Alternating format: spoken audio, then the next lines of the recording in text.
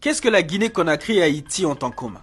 Les deux ont été les pionniers de l'indépendance, et les deux sont ce que certains analystes appellent des États faillis, faibles et fragiles. Et on pourrait se demander, mais pourquoi ces deux pays ne s'en sortent pas? Quand on dit pourquoi est-ce que les Haïtiens ils peuvent pas sortir de ce trou, c'est comme si on met le pied sur le cou de quelqu'un et on leur dit soulevez-vous. Soulevez-vous. Tout avait été fait pour sanctionner la Guinée, pour faire en sorte que ce pays ne serve pas d'exemple à d'autres pays. Voici comment des puissants pays, dont la France et les États-Unis, ont puni deux anciennes colonies pour avoir osé revendiquer et gagner leur liberté.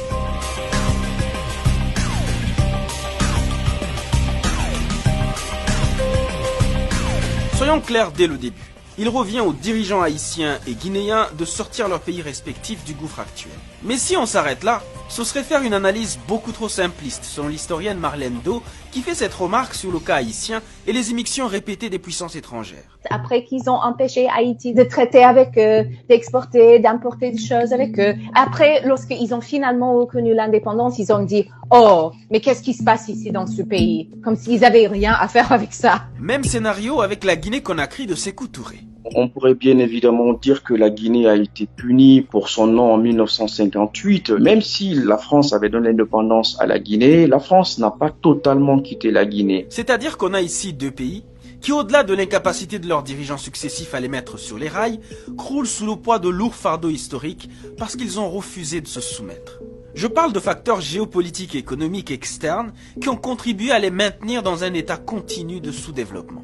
Commençons tout d'abord avec Haïti. Le dimanche 1er janvier 1804, Haïti, appelée Saint-Domingue, s'autoproclame indépendante après une longue et meurtrière guerre de libération. L'ancienne colonie française devient le premier État noir de l'histoire moderne. Et ça, la France napoléonienne ne l'a jamais accepté. Encore moins les États-Unis, l'Espagne, le Portugal, les Pays-Bas et la Grande-Bretagne, qui tous avaient des colonies à cette époque et étaient des esclavagistes. Il y avait une question dans le monde de comment est-ce qu'on peut assurer que la révolution d'Haïti va pas s'exporter, et la France voulait être repayée entre guillemets pour avoir perdu la colonie. En 1825, le roi de France, Charles X, impose à son ancienne colonie de payer son indépendance en lui versant une indemnité de dédommagement. 150 millions de francs or. À l'époque, c'est l'équivalent de toute une année de revenus d'Haïti, soit 15% du budget annuel de la France. Face à cette demande, les Haïtiens sont choqués, comme l'écrit l'auteur Louis-Philippe d'Alembert.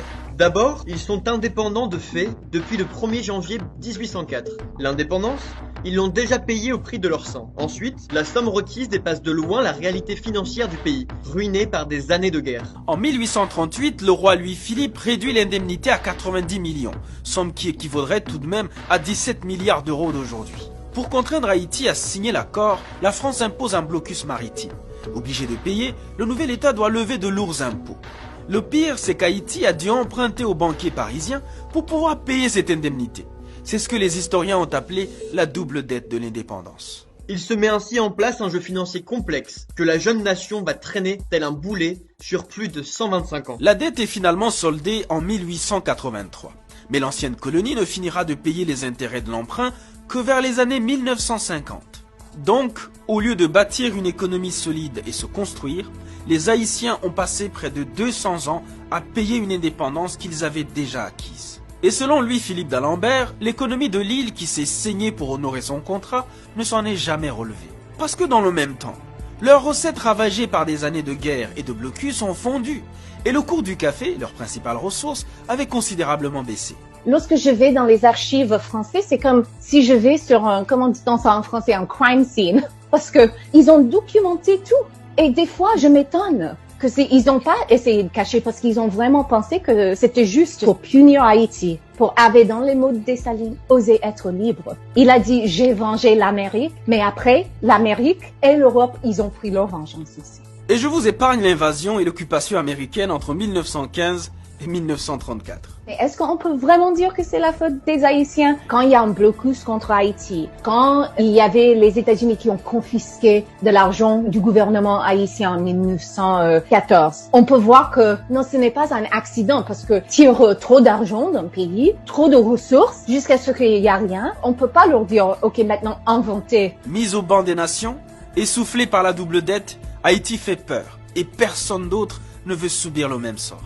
Par exemple, les départements entiers de la France aujourd'hui, Martinique, Guadeloupe, etc., ils peuvent dire, et cela arrive, oh, mais on veut pas être comme Haïti, c'est ça, les frais d'indépendance. Mais c'est pas vraiment juste parce que ils ont travaillé, les Français, les Américains, les Anglais, ils ont bien travaillé et fortement pour contribuer à cette situation. Et même dans l'histoire plus récente, il y a le Canada, mais dans cette question. C'est le même mode opératoire qui a été utilisé par la France en Guinée. En 1958, le vent des indépendances souffle sur les colonies des deux empires français, l'AOF et l'AEF. La France, le sentant venir, anticipe le coup. Elle propose la création de la communauté française d'Afrique pour pouvoir partir sans partir. Mais quand la France de De Gaulle propose l'adhésion à cette communauté, elle ne s'attend pas à un non. Au milieu des oui, se fit entendre un non retentissant venu de Conakry. Nous préférons la pauvreté dans la liberté à la richesse dans l'esclavage. D'une manière ou d'une autre, c'était une sorte de remise en question d'une suprématie française dans ces colonies africaines. Donc naturellement, ceci ne pouvait pas être d'un très bon œil vis-à-vis du métropole. Pour essuyer cet affront, la France décide de déstabiliser la Guinée. Car en disant non, Conakry refuse aussi la monnaie commune, le franc CFA, que la France veut pour sa fameuse communauté. Et ici aussi, il fallait empêcher la fièvre guinéenne de contaminer les autres colonies. Nous devions déstabiliser Sékou Touré, le rendre vulnérable, impopulaire et faciliter la prise du pouvoir par l'opposition. Nous avons armé et entraîné ces opposants guinéens pour qu'ils développent un climat d'insécurité en Guinée et si possible, qu'ils renversent Sékou Touré. Parmi ces actions de déstabilisation, il y a par exemple l'opération Persil, qui a consisté à introduire dans le pays une grande quantité de faux billets de banque guinéennes dans le but de plomber l'économie. Opération réussie puisque jusqu'aujourd'hui, l'économie guinéenne ne s'en est vraiment jamais remise. Pour vous en donner une petite illustration, 1 euro, un seul, vaut 11 565 francs guinéens. Mais Paris ne s'est pas arrêté là. La France a tout fait pour éviter que la Guinée soit admise au sein de l'ONU. D'ailleurs, tous les Guinéens le savent qu'après l'indépendance, la France a tout pris, y compris, on le dit d'ailleurs souvent par ironie, que même les câbles téléphoniques et autres ont été emportés par le colon du fait donc de ce nom historique de la Guinée. Mais peut-on dire pour autant que la Guinée s'en serait mieux portée si la France n'avait pas joué ce rôle déstabilisateur ? Oui, possiblement, on est amené à répondre par le oui parce que lorsque vous voulez amorcer votre développement et que vous avez une puissance aussi importante que la France et qui vous met les bâtons dans les roues, on peut être amené à dire oui. Mais sauf que c'est assez facile cela parce qu'en réalité, il appartenait aux dirigeants guinéens de travailler à cela, à cette prospérité-là. La responsabilité, elle est celle de la Guinée, celle de ses dirigeants. À quand des dirigeants guinéens haïtiens capables de sortir leur pays du marasme géopolitique et économique? Quand est-ce qu'Haïti et la Guinée pourront se relever des punitions qui leur ont été infligées?